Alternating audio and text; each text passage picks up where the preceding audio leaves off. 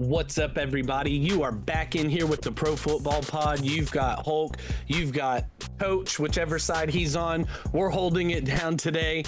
Hit that notification bell up in the top right there so you get our little alerts for our episodes in the future. Subscribe down below because once we hit 500 subscribers, we are giving away a free jersey to one of you lucky viewers.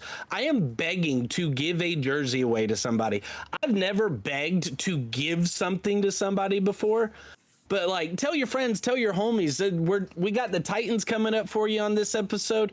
The offseason preview, it's still rolling on. AFC South for you this week. Let's get a D-Hop jersey, a Will Levis jersey, a Tony Pollard jersey. He just came in. Like, Calvin come on, Ridley. guys. Calvin Ridley. Like, come on, guys, let's do it. And I'm so excited to actually dive in here. You know, living in Tennessee, kind of in the heart of Titans country. The Titans low-key had a very good offseason. Yeah, they added some pieces. They definitely lost some big things, like losing Derrick Henry was obviously huge. Tony Pollard is not Derrick Henry, but Derrick Henry is older and older every year. He was too much of their game plan. They've got a young quarterback. Like, I'm excited for all the things they were able to add. Yeah, losing Derrick Henry is going to be a hurt to anybody just because of what he's meant to that franchise overall. He's going to retire as a Titan when it's all said and done. He'll sign the one-day contract. But what they were able to bring in after losing him kind of made it worth it.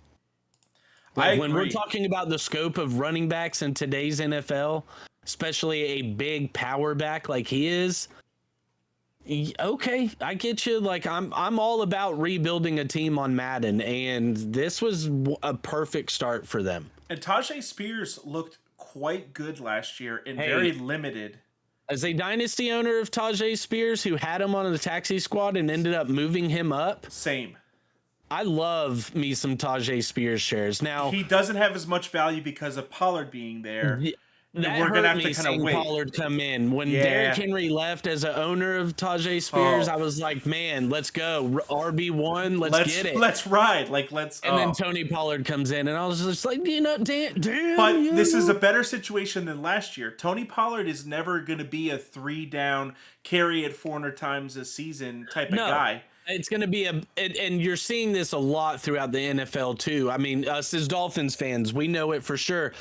It's not so much having the bell cow versus having the stable. The 1A, 1B type of situation. You need the rotation, keep guys fresh, different athletic sets to where, you know, you've got guys that are able to split out wide and play in the slot at wide receiver and truly keep defenses on their heels to where you don't know what's coming. Tajay Spears and Tony Pollard are very similar running backs.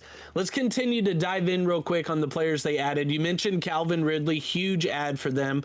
Low key, I love this move as well. Tyler Boyd, following his OC over here to Nashville. Love that. Tyler Boyd is such a great possession all of a sudden, their wide receiver room is like, what, legit? Yeah.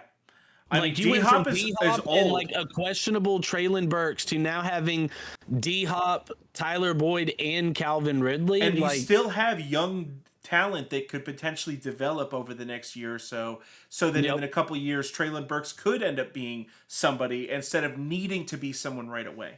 Not even that, but it gives them that insurance to where if he doesn't pan out at all right, no harm, no foul. You brought in the replacements to, you know, take over for that. Kenneth Murray Jr. coming in at linebacker on the defensive side, and L'Jarius Sneed in the trade. And along with Chidobe Awuzie and Sebastian Joseph Day at defensive tackle. Solid defensive pieces that they brought in for areas of need. Yes. Like they needed the help in the DB core, so you got two of those guys there. They needed linebacker help. Kenneth Murray Jr.'s a very solid young linebacker to bring in.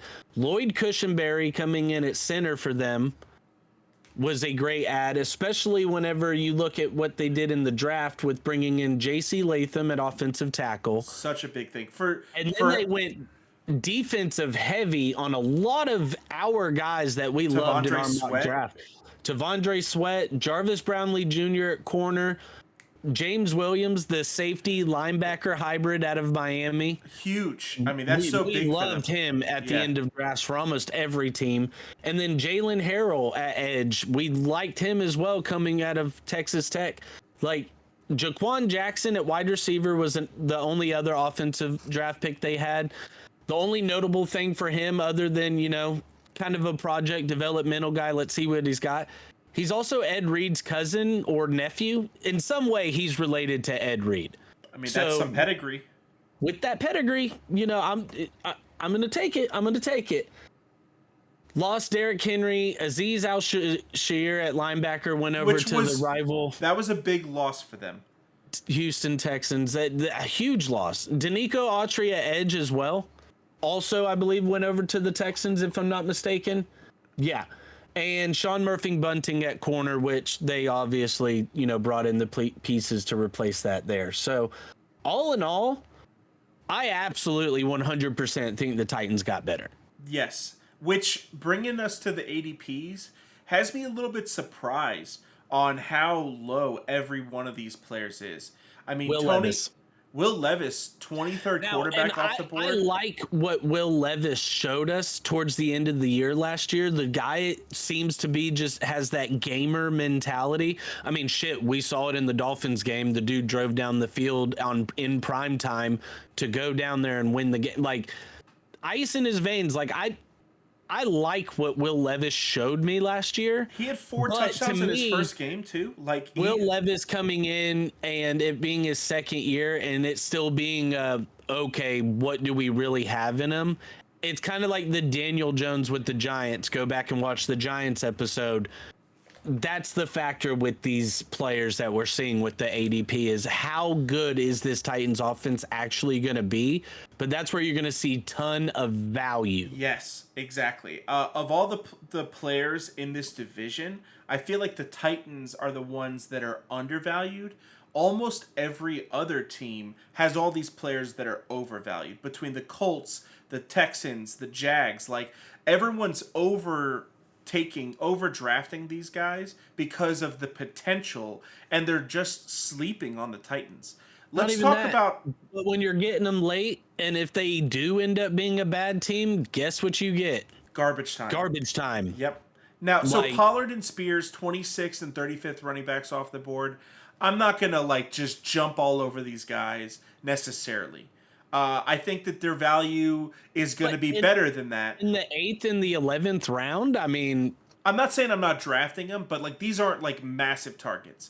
But now, Calvin the backfield Ridley, does scare me because of the factor of who's going to be the guy that really steps up. Are both of these guys going to be dudes that turn out 8 to 12 point games each week, and so you have a solid flex option? If they end up being down early in a few games, then their running game is going to likely go in the back burner, and they're going to put it in their quarterback's hand, even though he's young. That's where Tajay Spears has more value to me. Agreed.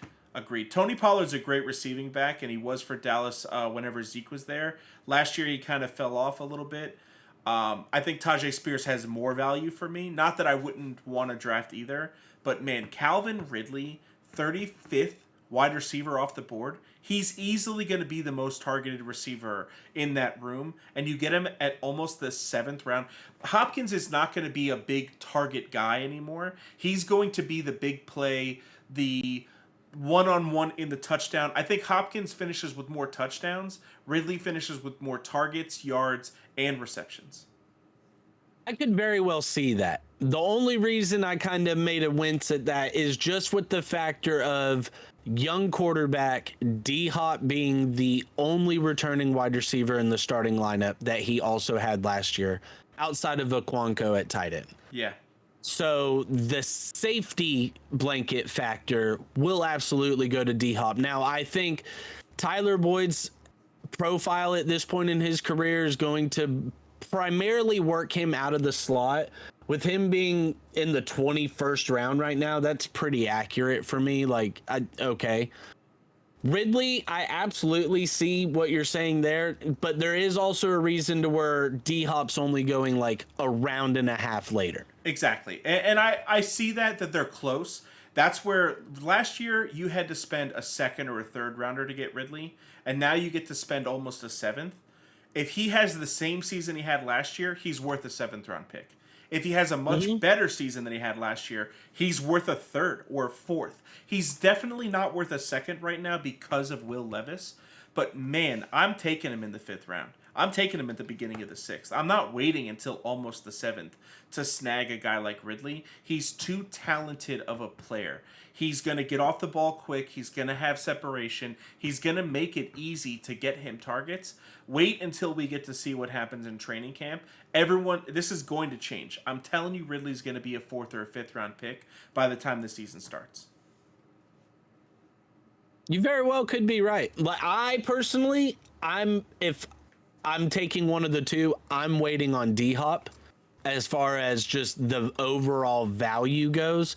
Because, I mean, when I'm looking at it here on Fantasy Pros, Ridley right now, he's still listed as he's moved 67th wide receiver.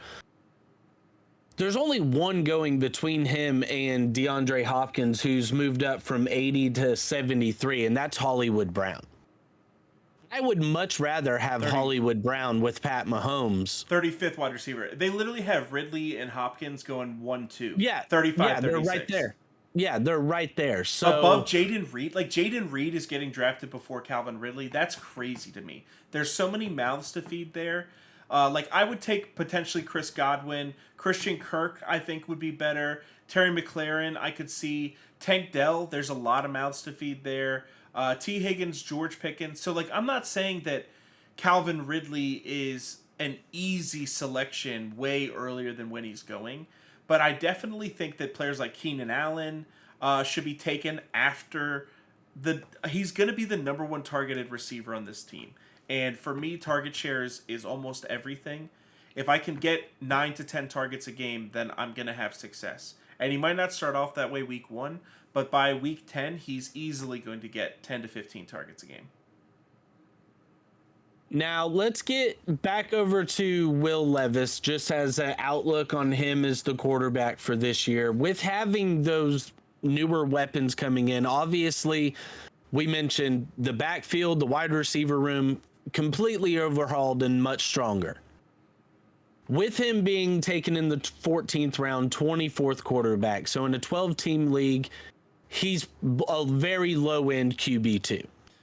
I think I'm looking at this, and I'm looking at, you've got guys like Stafford, Rodgers, Deshaun going before him, rightfully so. But when I get to Baker and Geno, and then you've got Derek Carr and Bryce Young before him, like, I'm okay. Yeah.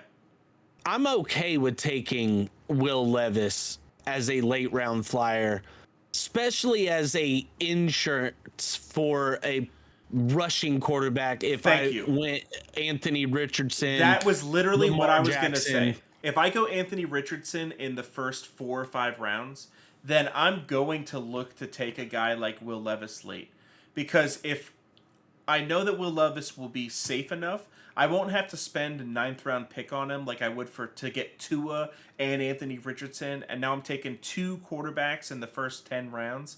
That doesn't make a lot of sense in a strategy standpoint. But to be able to get Will Levis at almost the last round, like some teams have started picking defenses, and I get to get my second quarterback and just throw him on the bottom of my roster. I'm not even going to look at him.